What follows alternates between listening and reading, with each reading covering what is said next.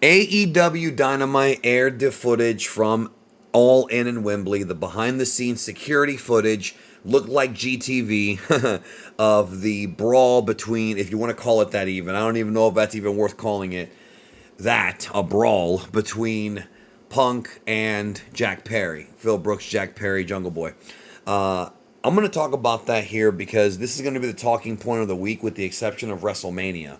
Coming out of this week, the big talking point is WrestleMania and Raw after Mania and the story being finished along with the Hall of Fame, things like that in WWE.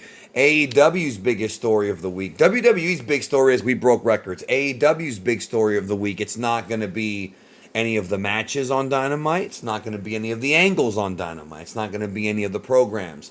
It's going to be this footage of CM Punk and Jack Perry and the entire segment around it, because if their goal was to increase interest in a Young Bucks FTR match, this didn't do that whatsoever. Those two teams have such good chemistry that you don't even need to even do this. But I find it hard to believe that this segment was done just for the match. There's no question in my mind based on how this was announced, how it was put together, how it was even presented, and the way that Tony Khan himself had been talking about it. There was no doubt in my mind that he was very upset with what Punk said on Ariel Helwani's show. And I get it. I made a video about it. If Punk lied, I would be upset too. So the big question all week was, did CM Punk lie or not? And if so, what did he lie about? Well, the footage that they teased may have shown it. But a lot of folks were wondering, well, what if it doesn't show us everything? I can tell you now after seeing it that this footage, I don't think changed much. I really don't. They may have been trying to hide a petty, what is clearly a petty publicity scheme and a ratings ploy. They could try to hide that behind, oh, we're creating an angle for FTR and the Young Bucks, but nobody bought it. That's the problem, is if you book to the internet audience like AEW does, the internet audience is oftentimes way too smart to fall for that. Not all of them, because let me tell you, there are some AEW knuckleheads. I voiced my thoughts on this on Twitter, and man, did I see a lot of I saw a lot of it. Now, I'm not saying WWE fans haven't been as annoying sometimes, but my God, the copium. But I'm going to discuss exactly how I feel on this video, because maybe those AEW fans, in their defense, didn't really understand where I was coming from. So before I talk about the footage, I want to talk about something else involving this show that just made me laugh. I thought I was being trolled. I thought somebody was like fantasy booking when I was told a few days ago they were doing Dustin Rhodes versus Samoa Joe. I was like, yeah, AEW could try to capitalize on that, but I think Tony Khan has way too much pride as a booker to ever actually copy a WWE storyline and give a title elimination match to a guy who hasn't been on his television in 2 years, to a guy who, as much as I love Dustin Rhodes as a wrestler, he's a fantastic wrestler, and so is Samoa Joe, and I knew the match would be good, right?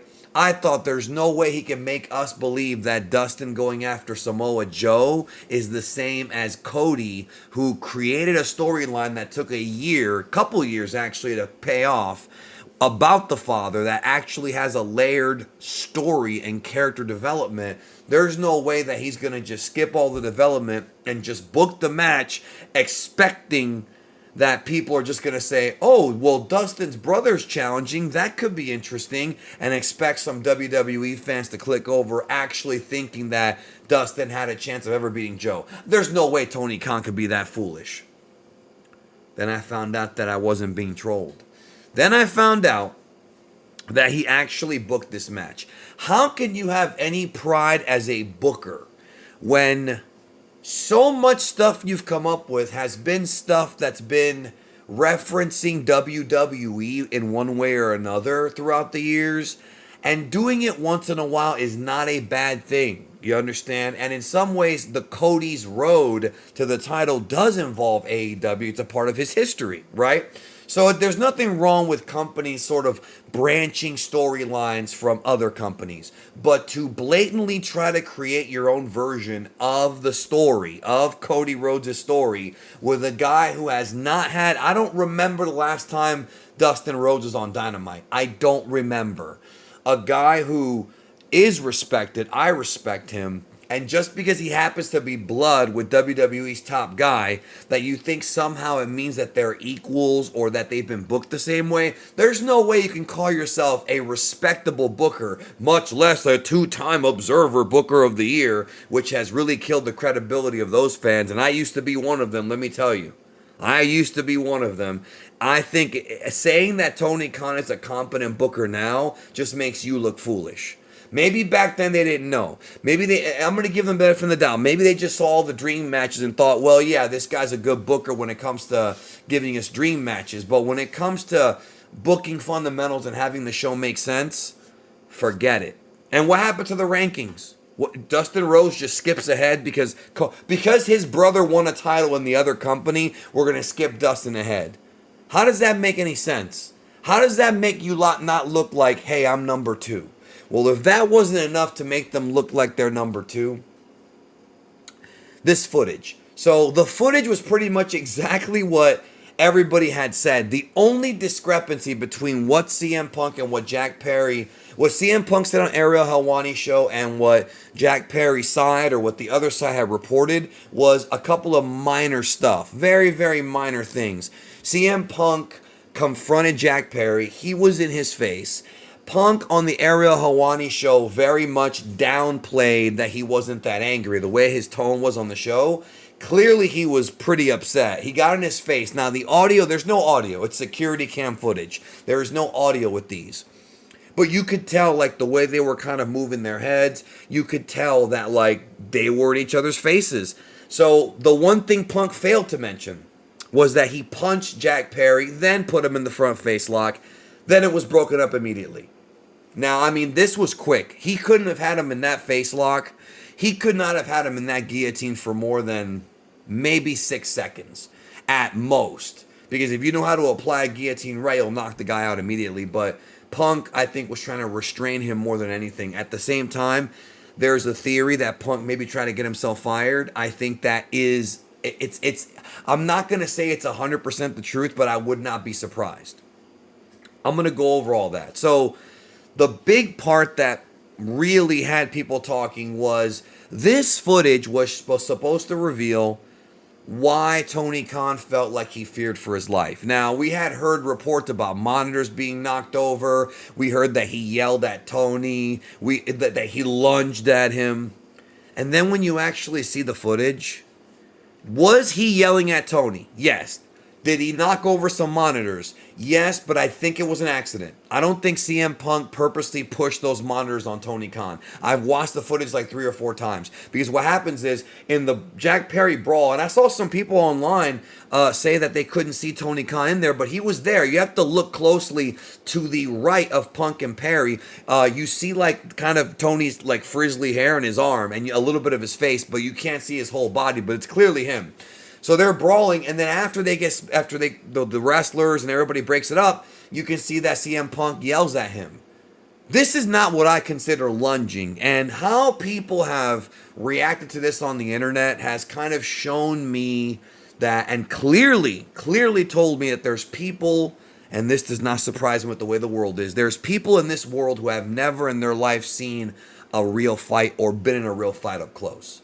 There are people who are wrestling fans who have never seen a real fight up close. There are people who have only seen fights, whether it be boxing, MMA, or pro wrestling, or in movies, and they've never actually witnessed a street fight up close. Now, one of those people is clearly Tony Khan, because watching this footage, dude, just made him look like even more of a pussy. Because I can understand the way it looked, okay, and the way that it sounded based on the stories of Punk going nuts, was that Punk was a lot more erratic. He was clearly controlled, because he could have grabbed Tony by the neck. He actually could have reached out to him and grabbed him. He was that close to him. If Punk wanted to grab him, he could have, but then that really would have been bad because that really would have been a lawsuit. But getting yelled at by the guy who's your favorite person, who you've been a fan of since you were a kid, I get how that can hurt. I get it. It's painful because it's like, man, I really like this guy. Why is he yelling at me? I saw him when I was a kid wrestling. I get it. I get it.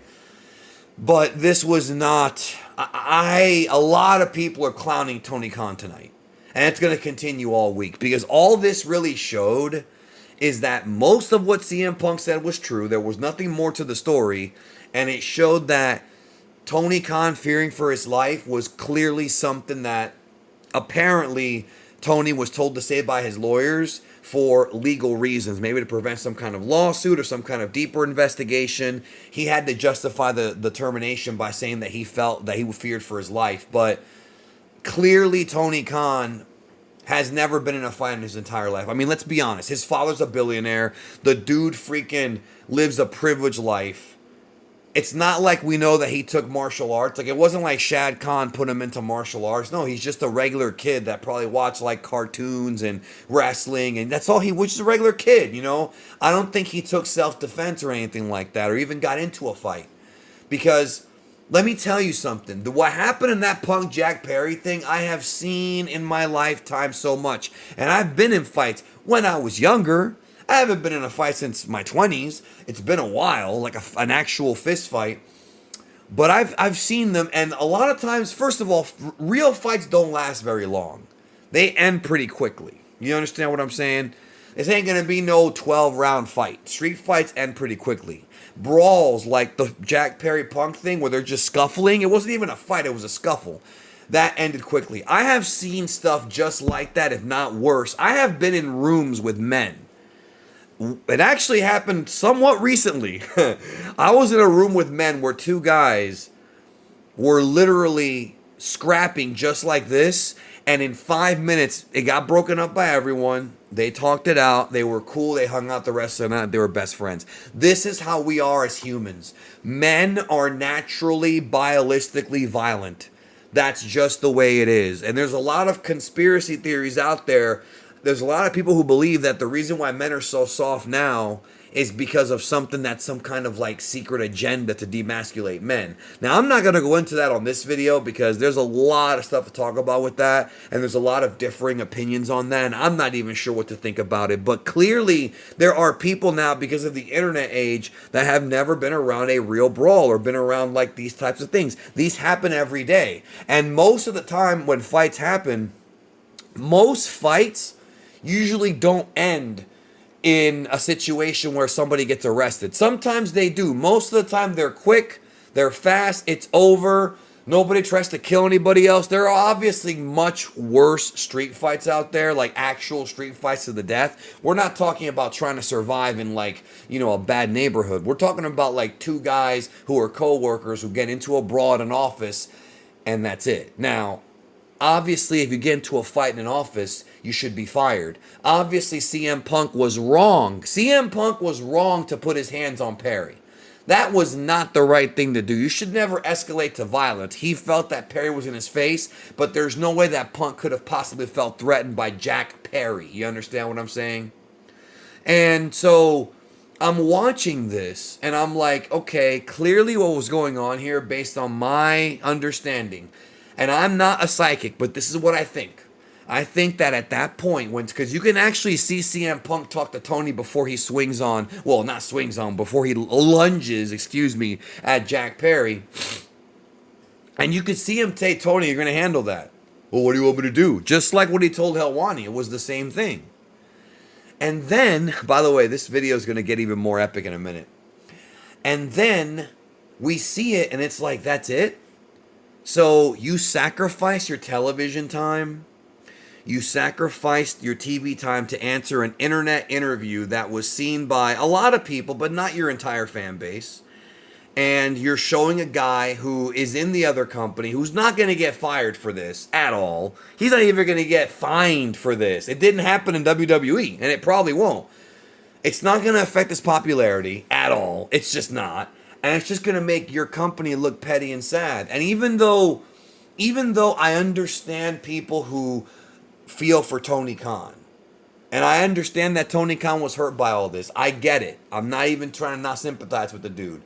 But man, you need to control your emotions, my friend, because this was an emotional move. This guy and his Twitter spasms, I'm going to be honest with you. I'm going to say something right now as bluntly as I can. Those of you who know me know that I'm telling the truth, and those of you who don't know me but watch the videos, you may feel the same way. When AEW started, I was all in. No pun intended. I was excited for the company.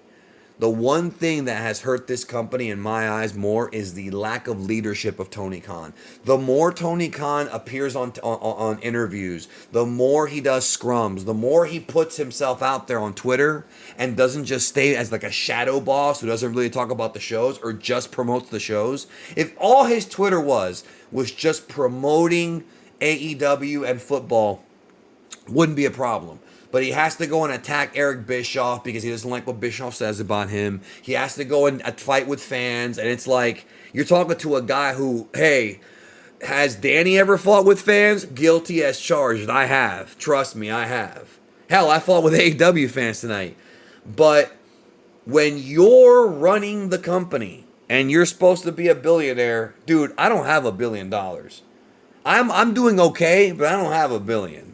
If I did, I'd be on a private plane somewhere on the beach, like booking my next show. Or I would at least hire somebody who's better at optics to help me with my social media.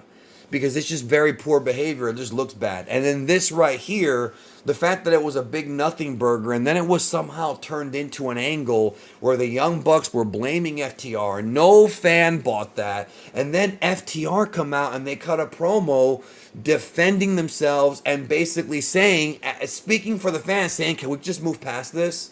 And blaming the Young Bucks for not moving past All In. But the problem is this, folks. Because we live in a world now where nothing is kayfabe and wrestling, everybody knows that wrestling's a work. Everybody knows what wrestling is. Everybody knows who Tony Khan is and that he's the booker and the president. He says it all the time himself, right?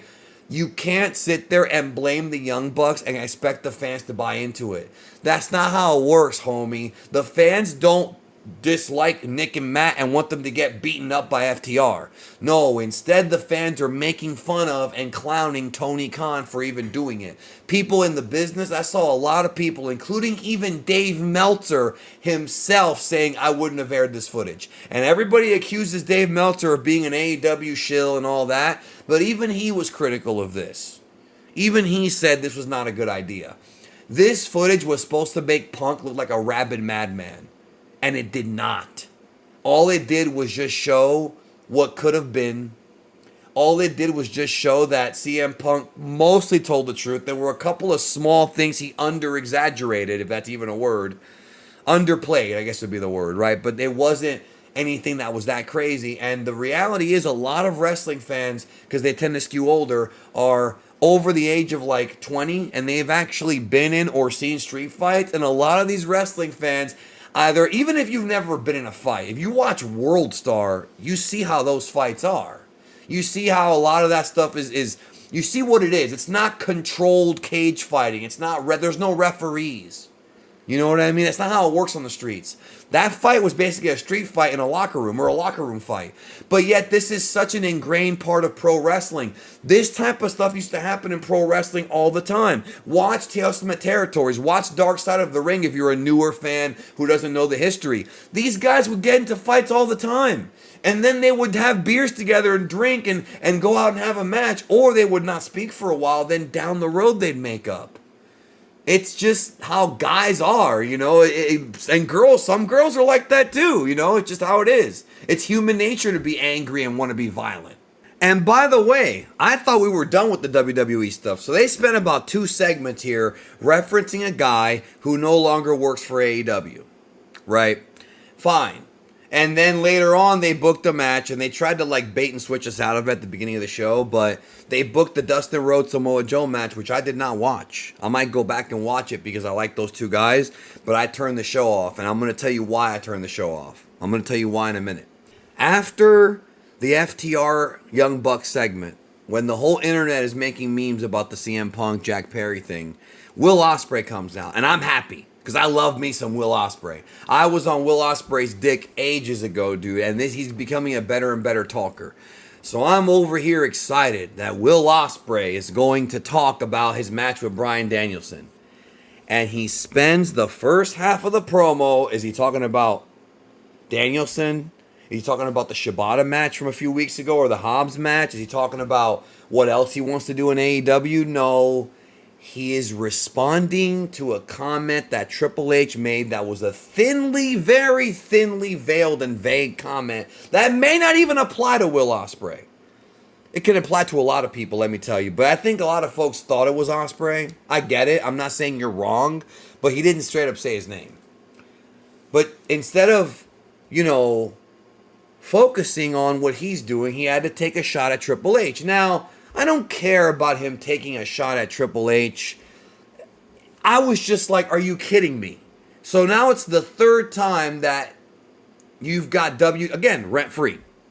You're coming off, your product comes off like WWE lives in your head rent-free. And that is not the way things should be. You want to know why? Because a few years ago when AEW started, right, and WWE put NXT against them, that was the opposite. WWE was a little bit worried about AEW at first. That's why they even put NXT to compete with it. That was a Vince call from what I remember reading, right?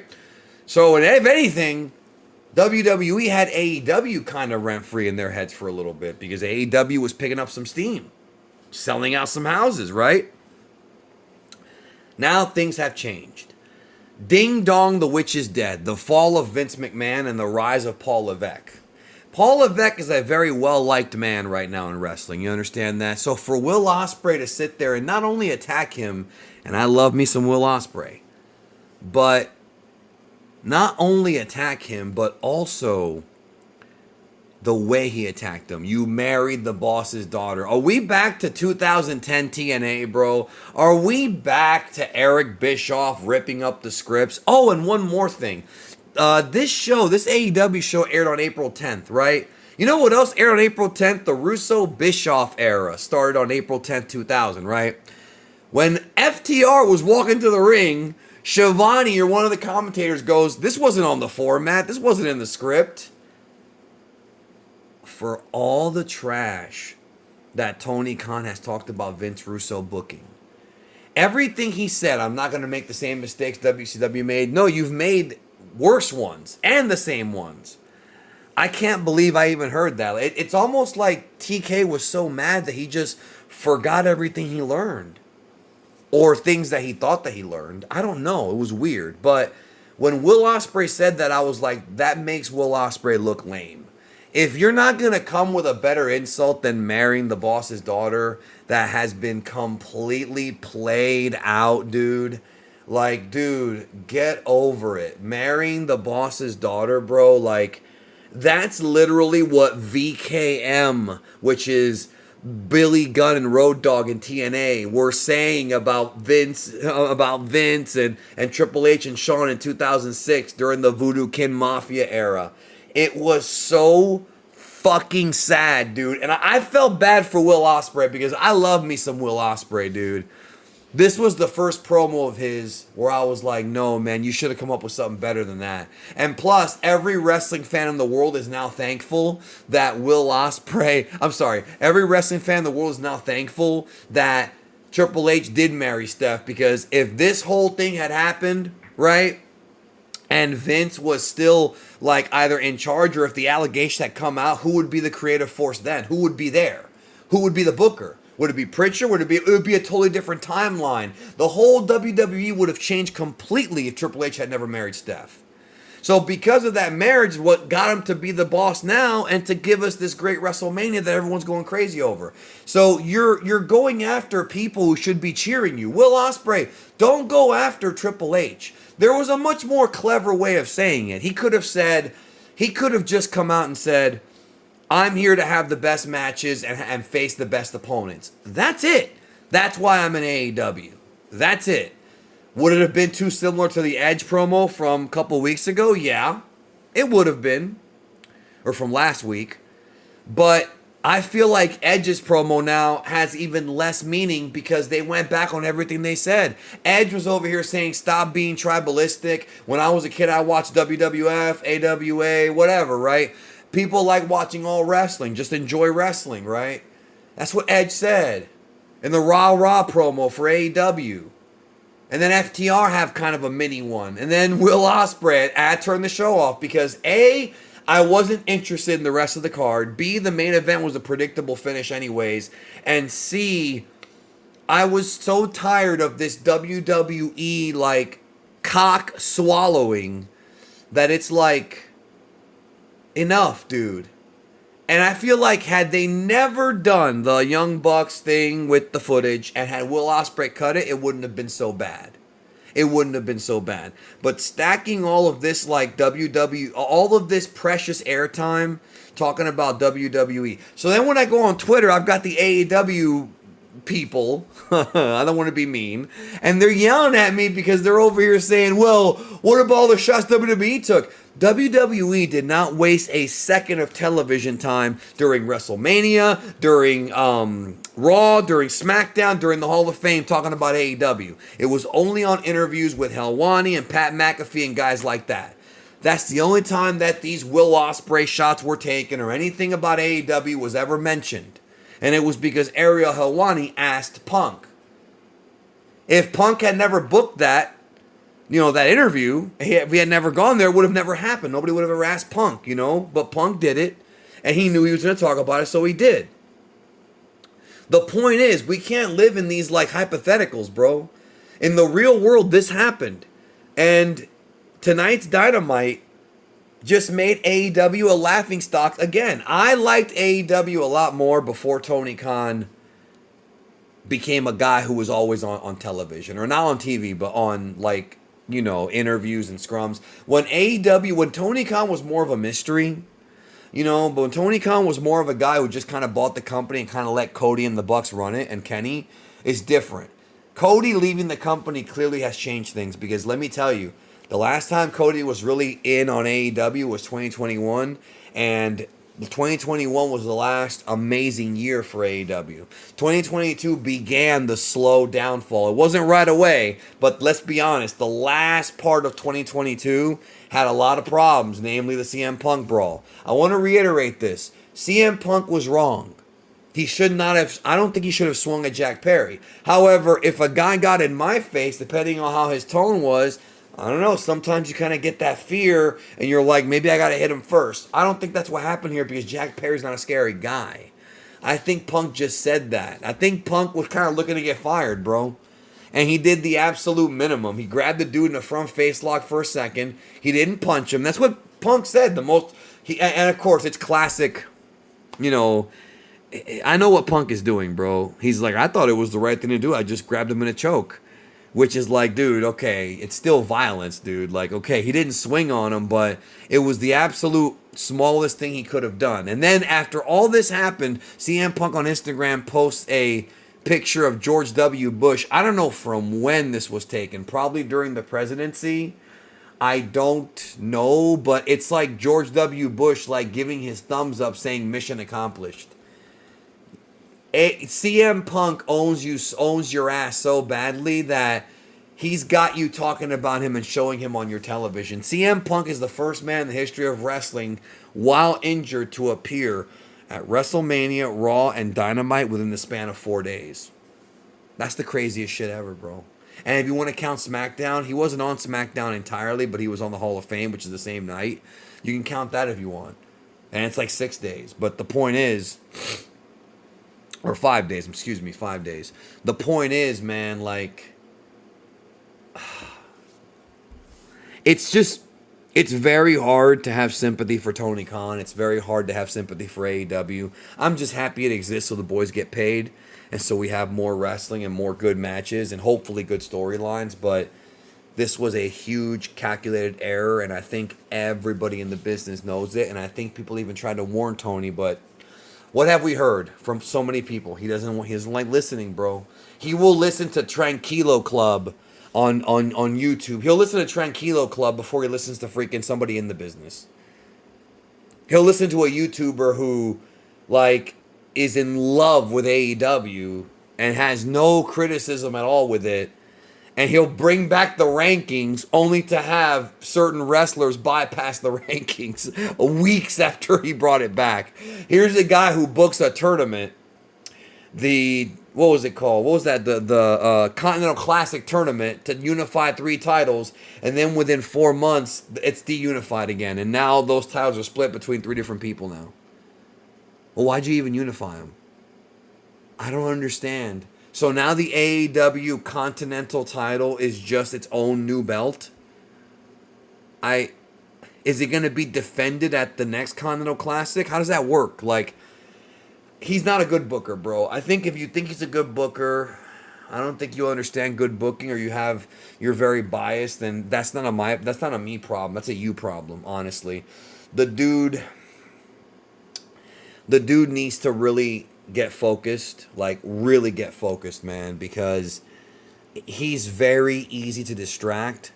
Let's just say that if this man was going to war, let's say he was like a world leader going into war with another country, he'd be very, very easy to rile up and very easy to exploit making mistakes. He is not a good leader. He could not lead a company. He could not lead a country. And the company's going to exist as long as Tony Khan keeps putting money into it.